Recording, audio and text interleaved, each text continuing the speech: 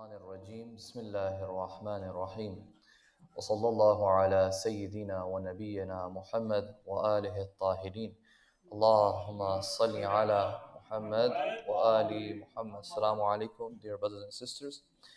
Yesterday we had wrapped up the discussion on the role of the salat in the seerah of the Holy Prophet and how the salat was used not just as a spiritual act of worship that you do on your own, but rather as a instrument, as a tool, as a means that actually helps you help the Prophet ﷺ build the entire community. And we said that there were three contexts for it. One context was where the Muslims were praying farada. There was a lot of encouragement to do that. And the second context was once again in Mecca, where the Muslims, even though they were under oppression and they were being suppressed, yet there was this encouragement to pray in the Jama'ah, and we quoted a narration where the Muslims even used to go on the outskirts of Mecca to pray, and the mushrikeen had come and attacked them. And the third context we had mentioned was in the city of Medina, where the Prophet had finally gotten power, the Muslims had gotten political authority. And even then we noticed that Islam kept encouraging, or Allah subhanahu wa ta'ala in the Quran kept encouraging the necessity of salah. So that was the entire discussion yesterday. And we talked about the fact that, or rather I wrapped it up very quickly at the end, where I said that Imam Rida alayhi salam in a narration was saying that the salat, and particularly the Jama'ah salat, is basically an identity marker for the Muslims. Okay, and we had highlighted or alluded to yesterday that if our communities are not recognized and are not identified with the salat, then there's a problem with our communities. If an outsider or a non-Muslim were to look at our communities and the identity markers that they are observing, salat is not one of them, then that's a huge problem. Okay, and so other acts and other ritualistic acts that we commemorate, for example, if those are the identity markers at the cost of the salat, then that's a problem, and that's something that we discussed yesterday. Today we're going to go on to the incident of the pledge of Aqabah. My time is a little bit shorter today, so we will try to see how much we can cover. We have the pledge of Aqabah, and after the pledge of Aqabah is the hijrah to Medina. Before I go into Pledge of Aqabah, there's a little bit of a backstory 300 years before the birth of the Prophet. In Yemen, there was a kingdom called the Kingdom of Himyar. Okay, and Kingdom of Himyar used to have kings, and the name of the kings or the title of the kings was called Tubba. Just like you have the kings of Egypt called Fir'aun, the kings of Himyar, the Himyari kingdom in Yemen, were called Tubba. So one of these King Tubbas, okay, this, by the way, Tubba is mentioned in the Quran, 2 places. I think Surah Qaf and one other surah is like the title of the king, just like Fir'aun is mentioned, King Tubba is also mentioned, okay. King Tubba was a pagan, not a monotheist, and he had taken over many different regions in Arabia, okay. And eventually he also took over the city of Yathrib. In the city of Yathrib, the Jewish tribes were already living there. The famous Jewish tribes were Bani Qurayza, Banu Qaynuqa, and Banu Nadir. These 3 very famous Jewish tribes were already living there. They will be there in the time of the Prophet as well. Anyways, they took over, and what King Tubba, he basically took over, and he saw that, he left his son as a sort of governor there. He left his son not as a governor, but he left his son there as a representative and in charge of Yathrib and and so on and so forth. Eventually, the Jews of Medina from these tribes, they killed the son of King Tubba, the king that killed the son. So King Tubba is obviously a little bit upset, and he decides to launch an attack on Yathrib. When he begins to launch an attack and he enters the city of Yathrib, he basically attacks them, but he notices that the Jewish tribes are very, very hospitable to him. Because when he came in, he wanted to burn down all the palm trees, all the agriculture, all the, the farms of the Jewish tribes. But he noticed that they were being very nice to him. They were serving him, they were being hospitable to him. And he basically developed a soft spot for the Jews in Medina. And he says, you guys aren't all that bad as I thought. And the Jewish tribes also felt really bad that they had killed his son. So what did King Tubba do? He said, okay, you know what? I will not attack you guys, but I will require you to allow 2 of my tribes from Yemen to reside in Yathrib. And they said, okay, no problem. We'll welcome them with open arms. And King Tubba sends two of the tribes from Yemen, the Aus and the Khazraj. Okay, Aus and the Khazraj are Yemeni tribes under Kingdom of Himyar. They were sent to Yathrib after this whole incident had happened. And this is going to become important later on when the Prophet will come. It is the Aus and the Khazraj, which is the pledge of Aqabah today. It is the Aus and the Khazraj who will welcome the Holy Prophet. They are Arabs, but the Jewish tribes, they are, they don't see themselves as people of Arabia and Yemen. They don't see themselves as that. So when the Prophet will come to Medina, the Jews, even though they are the ones who have been educating the Aus and the Khazraj that there will be someone coming in the city. As a matter of fact, that is why they told King Tubba to not be in the city. They said this is a place where a prophet is meant to come. The Aus and Khazraj had learned these things. Okay, they had figured these things out that, okay, the Jews are waiting for somebody here. When the Prophet came, they readily accepted because he was Arab and they themselves were foreigners in this land. It was easier for them. But for the Jewish tribes, almost barely anyone converted. Amongst the Jews, very few people converted to Islam even after the Prophet came to Medina. Okay, so now the Aus and Khazraj are living in Medina. Fast forward, 200 years. When the boycott in Mecca started, which we discussed 2 lessons ago, when the boycott in Mecca started, which was around 7 years after the Bi'tha, this is around 617 CE, Common Era, okay, 617. A battle started in the city of Medina between the Aus and the Khazraj. A battle started, and this battle is called the Battle of Ba'ath. Okay, it's called Battle of Ba'ath. Ba'ath is like inshallah, tomorrow is the Battle of Badr. Actually, I don't know if it will be tomorrow, will be the Battle of Badr. If I can finish the migration today, then tomorrow will be the Battle of Badr.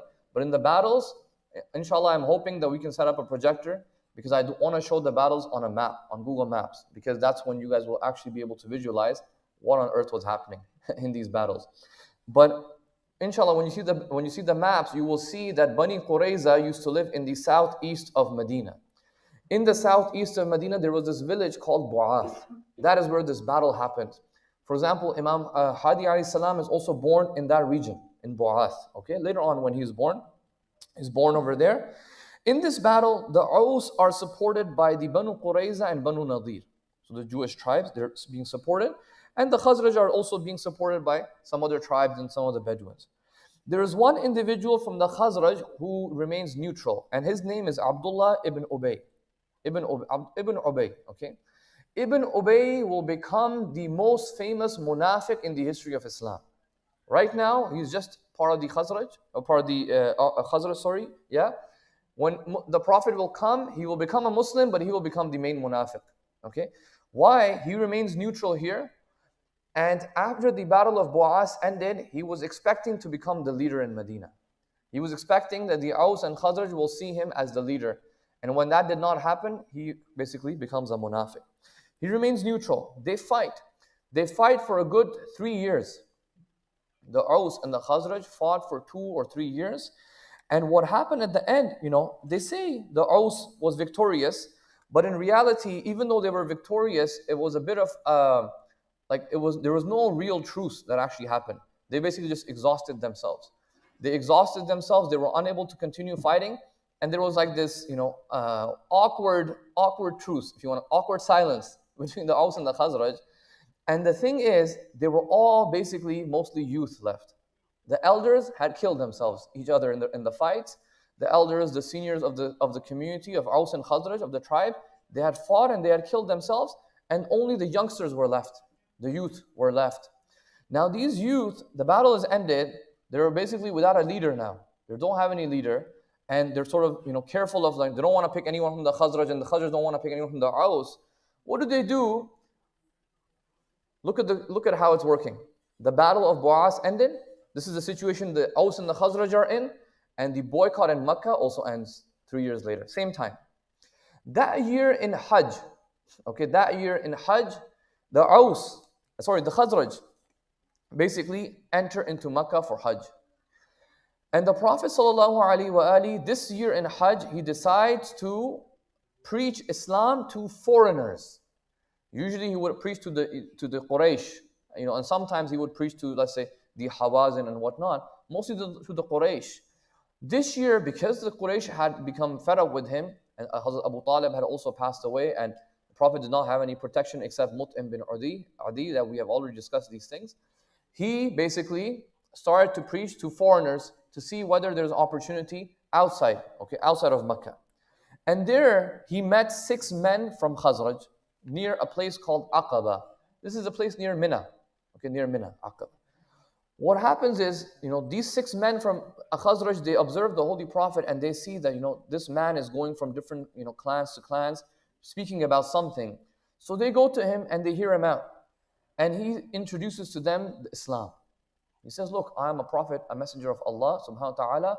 I have come with a religion and I am basically, this is my religion, and I'm looking also for a place where I can go and, live with this Muslim community in comfort, okay? These 6 men, they returned back to Medina after the Hajj, and they basically returned back, not in the next Hajj, like around that same, I guess, whatever, next month or whatever. They came back with 7 other people, okay? So 6 and 7, so around 12, 13 men, okay, they came, and these men were now a mixture of the Aus and the Khazraj. They were 7 families from both tribes, okay? These 12 people represented 7 families, okay? And I have the names here, which I will not quote. Who was from the Khazraj, who was from the Aus, I have a list over here. They come and, those 6 men had gone and told these 7 other people that, look, this is a religion. There's a man there. It may be possible that we may be able to invite him to our city, and he may be able to basically lead us. So they go to meet the Prophet, and they are impressed, and they get convinced, and they believe in the religion of Islam. And they had also begun telling the Prophet that, oh, our Jewish neighbors have been telling us about this, that there is a man who is supposed to come. So they were very impressed. They said, yes, the Jewish community was very noble. They were very smart, educated, and they used to be, believe in them, and said, yes, the Jewish community is saying there's somebody supposed to be coming. They realized this is the man. They convert. And there were conditions, and they gave bay'ah basically. The pledge of Aqabah, the bay'ah of Aqabah it is called, the first pledge of Aqabah. There was 2. They gave the pledge, and look at the conditions of the bay'ah. What are the conditions? On what conditions were these 12 people giving bay'ah to the Holy Prophet? The Prophet said to them, number 1, only worship Allah alone. This is rule number 1. Do not steal and fornicate. Number 3, do not slander, cheat, or lie. Number 4, do not kill children. Number 5, do not disobey the Prophet when he commands or prohibits something which is for your benefit. Okay? Basically, this is now the first ever mention. This 5th article, 5th condition, is like a first early mention of the political authority of the Prophet. Before this, you don't see it too much in Mecca. Because this is not saying obey Allah. It says worship Allah, but it says do not disobey the Prophet when he commands you. This is a political authority that is being introduced very, very early. Okay? And the Prophet says, whoever fulfills this pledge, they will be given paradise.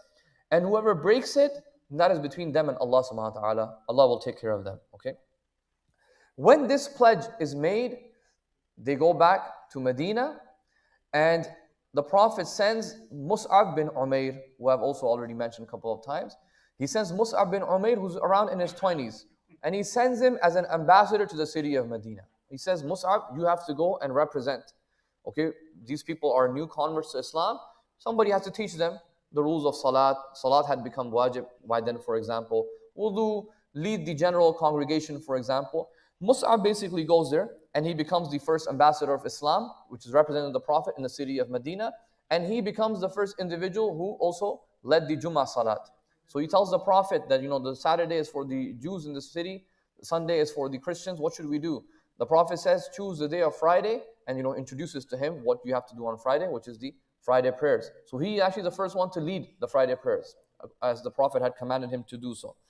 When this happened, next year, more people from the Aus and Khazraj come to the city of Mecca. Okay, this time though, there are 72 people, including men and women. Men and women who had heard about the religion in Medina. They wanted to see the Prophet and get a bit more conviction, so they come to the city of Medina in a Hajj the next year. Basically, 1 year before the Hijrah. 1 year before the hijrah, they come. But now, because the group is 70 plus people, the Prophet cannot just go meet them and say, here you go, give me your bay'ah. The people will figure out. With the 12 people, it was easier to keep it concealed. With 70 plus people, with the men and the women, and I'm assuming children are there too, it has to be kept a secret. It has to be kept a secret, because if the mushrikeen figure out that, wow, he's gaining support in the city of Medina, the Aus and Khadraj are supporting him, they will quickly try to assassinate the Prophet. What does they do? They go and they meet in secrecy, okay, on the last day of the Hajj, which is the 13th Dhul Hijjah. 13th Dhul Hijjah is the last day when the caravans and everybody who had come to Makkah, they are leaving. You know, when we did the rulings of Hajj, Kitabul Hajj in fiqh, we do like, I think 14th century fiqh. It's old fiqh, right? In that, they talk about the caravans, when you join the caravan. And they talk about, you know, if you miss a day, you're done. You know, you're done. It's not like, okay, let me just rebook my flight. No, if you miss your caravan, like you're really, really like messed up, in a messed up situation. So these caravans, they have to leave on that day. If they don't leave, they will miss their caravan, everything will get ruined. And they will waste money. Many consequences happen. So they chose that day on purpose. They had pre-planned it, that look, this is the day people will be busy packing their caravans, they have to leave. We will meet in secrecy over here. They go into the same place called Aqabah, they meet there, and the Prophet is inside this little valley. They meet with the 70 plus people. Imam Ali is guarding one of the gates of that valley, and other companions are also guarding some of the other gates and keeping an eye out on who is, if anybody is coming in or not. And they give bay'ah, okay, they give bay'ah.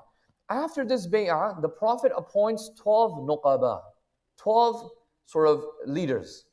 Okay, Naqib means somebody who's going to overlook. Okay, and I have the whole list over here. I'm not going to mention. Basically, there are 9 people from Khazraj and 3 people from Aus. Okay, 3 people from Aus. 12 people, he sends them as the nuqaba for Medina. They go back. Okay, once this pledge happens, it is after this year, the mushrikeen, they figure out that the Aus and Khazraj, they have given their pledge of allegiance to the Prophet, and they know now that the Prophet will probably try to leave. Okay, they now know for sure that they will try to leave, and they say, enough is enough.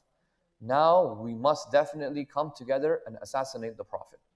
This is their final plan. They have waited for 13 years. And they have waited 2 more years since the demise of Abu Talib, because some of the mushrikeen were trying to protect the Prophet. They said enough is enough. This is getting totally out of hand now. The last thing that they were thinking of was that the Prophet will gain some support outside of Makkah, amongst another group of mushrikeen. And he has finally been able to do that in a situation where it was youngsters, the youth of Medina. They realized that somebody neutral can come and govern them. They basically plan the assassination, and the whole story of migration happens. But before we go into that, there's a couple of lessons that we can take from this whole pledge of Aqabah itself. Okay. First lesson we learn over here is that, look, the Prophet went after Aus and Khazraj not because he was desperate, just anyone just come give me support. No. He noticed that, the Aus and Khazraj were coming out of a severe battle in a situation where they were genuinely looking for a leader. Okay, these are a group of people who are genuinely interested in getting a fresh perspective on things. Okay, they had been going through this 3 years of battle. They were tired. The elders were fighting. The Jewish tribes were, trying to push them more into, fight more. And they realized, and the Prophet realized that, these people are inexperienced. And they themselves also realized we are inexperienced. So let us go to someone who can offer us something, profound and deep. So they were also looking for someone, and the Prophet also found a lot of advantage over here. That it was not just a random, I'll just go with you because, you're desperate. No. There was some benefit over here. Second thing is that the Prophet utilized the previous knowledge of the Aus and Khazraj. The Aus and Khazraj, because they were living with the Jewish community, they knew that there was a Prophet coming, so he used that for his advantage. He says, yes, I am that messenger that the Jewish tribes have been speaking about for all these centuries. I am that Prophet, so he used that knowledge to his advantage, even though later the Quran will say in Surah Baqarah, ayah 89, that, oh Jewish community, you are the ones who would say that there's a Prophet coming, and now you are the ones rejecting. Okay, so this is so clearly in the Quran. They reject it. Okay. Number 3, the Prophet does not just say, yes, convert to Islam and go back and I'll be joining you guys soon. No, there are some terms and conditions. If you want to join and get my support and my leadership, there's a pledge that you have to there's a bay'ah that you have to pledge. And this bay'ah has some conditions. Loyalty to Allah subhanahu wa ta'ala is important. In this pledge, you must listen to the commands of the Holy Prophet, especially somebody who will now be coming to govern you. There has to have some political legitimacy and political authority. If you're just going to invite me without any political authority, then what's the point? You cannot do anything in the city, okay? And he also asks, which I did not mention, he asks the Aus and Khazraj, are you able to fight? Do you have the ability to fight? And they all said, yes, we are all young youth, we can fight, we can defend you. And they gave the Prophet their commitment that we will fight for you if the Quraysh basically try to cause problems. And hence why you notice that in this pledge of Aqabah, the 70 plus people that were there, 33 of them participated in all the battles with the Prophet, and 1/3 of them became shaheed in the battles. In this Aus and Khazraj, these 70 plus people, 1/3 of them actually became martyred. Okay, including Mus'ab bin Umair, who was the ambassador, even he becomes shaheed in Uhud. Majority of them, or quite a significant amount of them, actually became shuhada in the battles of the Badr and Uhud and so on. Okay, so the Prophet asked them. Fourth lesson that you learn is that the Prophet did not just leave them hanging. He said, okay, I'm sending you, now you go back and govern your, this new religion that you have been introduced to. No, he sent someone with them. He sent an ambassador with them to make sure that they are guided. Make sure somebody is there who is overlooking, because they're new to the religion. At the end of the day, they will have some conflicts. They will have some differences of opinions. The Nuqaba, they are there. They will have some differences. But what's his name? Mus'ab bin Umair is experienced. He's also experienced because he had gone to Abyssinia 5 years he was there. So he has this experience. The Prophet chooses him to go as an ambassador to represent him. Once again, in the pledge itself, the main allegiance is towards Tawheed. Another lesson that we learn is the importance of secrecy. This is a political move on the side of the Prophet. He cannot just pledge allegiance with 70 people. It's not Ghadir. It's not the day of Ghadir, where he can confidently come and thousands of people are there and the bay'ah to Imam Ali is being given. No, this is the Quraysh. This is a time where he has threats of assassination. So he has to keep this a secrecy. Okay, this is very important. Why did the Prophet choose the Nuqaba, the 12 Nuqaba, the 12 leaders? One of the things that scholars can speculate over here is that, look, he wants to make this new community that will be formed. He wants them to feel a part, and he wants them to feel part and parcel of this ummah. He does not want to send 12 leaders from the Quraysh to go and rule over this city. They will feel a little bit issues. There will be a cultural clash.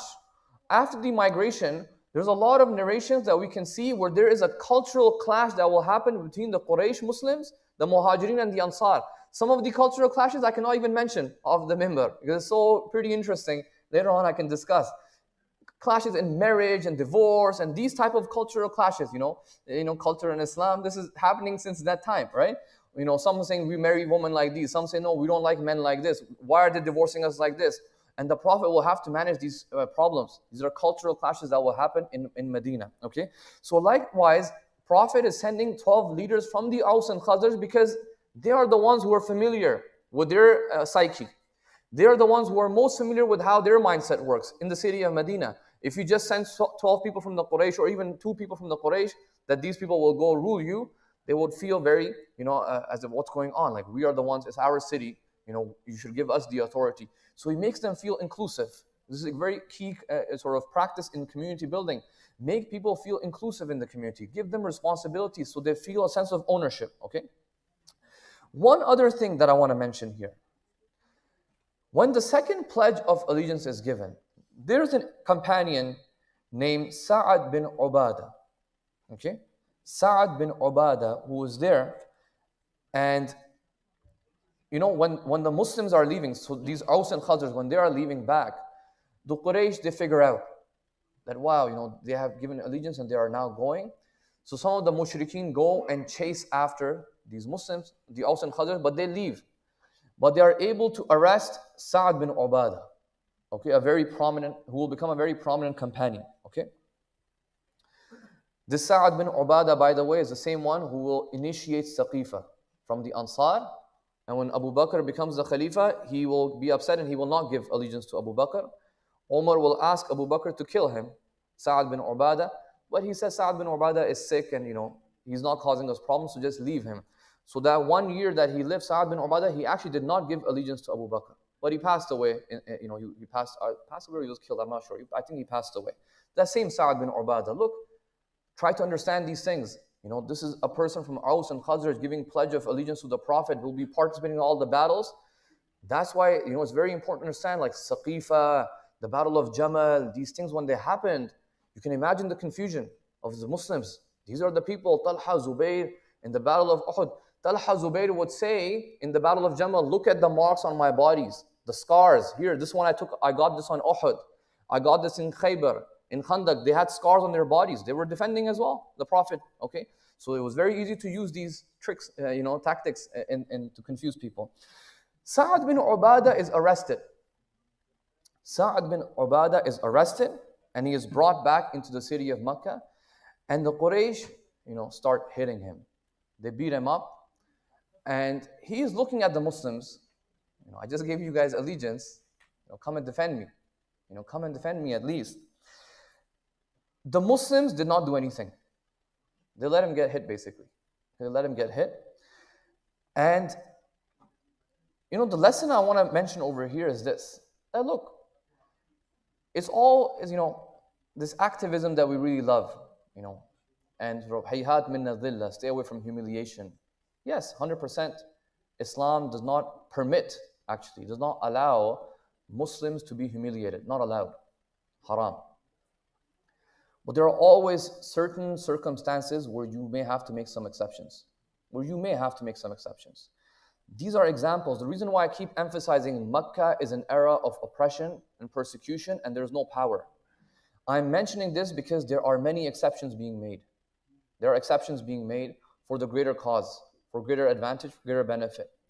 Right now, if the Muslims attacked the Quraysh to defend Sa'ad bin Ubadah, they would have been destroyed. Aslan, they would have been finished. And then you can forget, Aslan, the Aus and Khazraj, everything was just a waste of time. Okay? They have to be very smart. They have to say, look, Sa'ad bin Ubadah has been arrested by the Quraysh, he's being struck. Can we actually do anything about this? Realistically speaking, can we actually do anything about this? They realized we cannot do anything about this. Right now, we cannot do anything about this. On the other hand, I also want you to notice Sa'ad bin Ubadah's understanding. He does not make the Muslims feel guilty that why did you not defend me in your own hometown? I am the one who brings this entire tribe of Aus and Khazraj, 70 plus people, women and children are there. They just gave bay'ah, loyalty to you, and you're not even going to defend us? Not going to defend me? I'm the main man, right? I'm one of the main people from the tribes. How will you not defend me? He does not have this. He does not say, I just did ihsan on you, you repay me back. He does not do that. He understands the situation the Muslims are in, and the Muslims understand the situation they are in. And they do not make a foolish decision. They do not make a foolish decision, okay? And hence, Sa'ad bin Ubadah, he's arrested. He's there for some time. Later on, they release him and basically he's able to be free. But they basically strike him and hit him and he's injured. He cannot go back to Medina. And yet, I'm telling you that the Muslims did not defend him because they saw that if they tried to defend him right now, it would fire back at them. It will cause them problems. It will destroy them. The Quraysh will launch an attack and they will say, look, so we were right. They did pledge allegiance to you. You're trying to keep it a secret, but we were right. You did pledge allegiance. What reason do you have to defend Sa'ad? Why would you defend Sa'ad? He wasn't even a Muslim. He's a mushrik. Okay. So anyways, I was supposed to do pledge of Aqabah and the Hijrah, but from what I know, there's a program after Noha as well after this. So I will leave the story of the migration tomorrow, and I will also try to do the preliminary to the Battle of Badr. So tomorrow we will not do the projector then, because projector and the stuff will be shown when I do the full analysis of the Battle of Badr and the Battle of Uhud and the Khandaq and the Battle of Khaybar. Inshallah, I want to show all of you where geographically these battles are taking place. Very, very important, especially for Battle of Uhud and Battle of Khaybar and Battle of Khandaq. Badr is in one city, in one area, but Uhud is very important to see how they went to Uhud, what was going on. They went through the city. For example, in Khandaq, where exactly is the Khandaq? Did a war even happen in Khandaq? Where the enemies jump in, and where did Imam Ali fight? And Khaybar is also very important. We know that Imam Ali conquered one of the forts, but there was not one fort. There was multiple forts. And over time, over the days, where did they go? Inshallah, I will try to show all of that on a Google Maps or something, so that everybody can get a better understanding, inshallah.